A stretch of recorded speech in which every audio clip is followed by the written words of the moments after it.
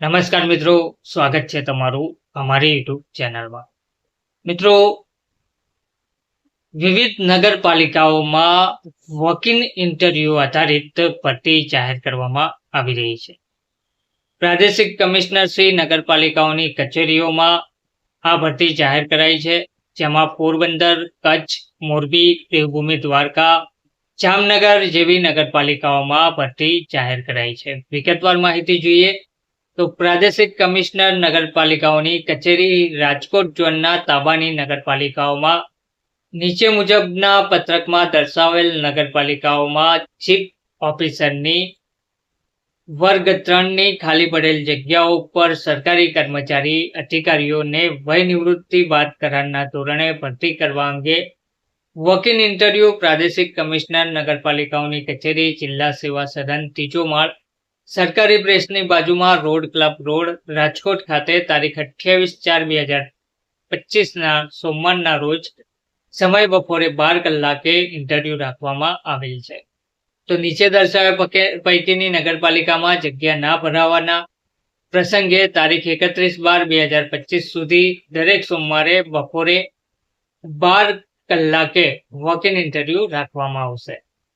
જિલ્લાનું નામ પોરબંદર, નગરપાલિકાનું નામ કુતિયાણા નગરપાલિકા, વર્ગ ડ, રાણાવાવ નગરપાલિકામાં વર્ગ બ, કચ્છમાં રાપર નગરપાલિકામાં ક વર્ગ, મુન્દ્રા બારોઈ નગરપાલિકામાં બ વર્ગ, મોરબીમાં માળિયા મિયાણા નગરપાલિકામાં ડ વર્ગ, ટકારા નગરપાલિકામાં ક વર્ગ, દેવભૂમિ દ્વારકામાં ખંભાળિયા નગરપાલિકામાં અ વર્ગ અને ઓખા નગરપાલિકામાં બ વર્ગ, જામરાવલ નગરપાલિકામાં ક વર્ગ.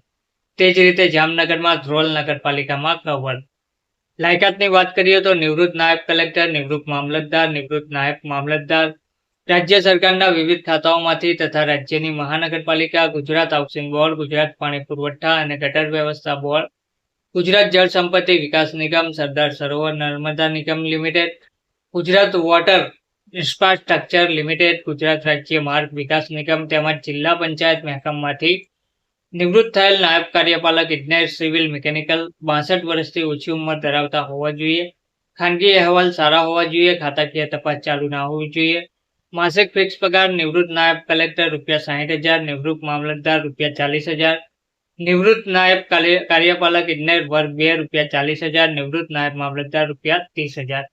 ઉમેદવારે ઇન્ટરવ્યુ સમયે અરજીપત્રક સાથે નિવૃત્તિનો હુકમ, જન્મનું પ્રમાણપત્ર, છેલ્લા 5 વર્ષના ખાનગી અહેવાલો, ખાતાકીય તપાસ ના ચાલુ હોય તે અંગેનું પ્રમાણપત્ર વગેરેની સપ્રમાણિત નકલ રજૂ કરવાની રહેશે. ઉમેદવારે ઇન્ટરવ્યુમાં સ્વખર્ચે ઉપસ્થિત રહેવાનું રહેશે. નિમણૂક અંગે આખરી નિર્ણય પસંદગી સમિતિનો રહેશે. ધન્યવાદ.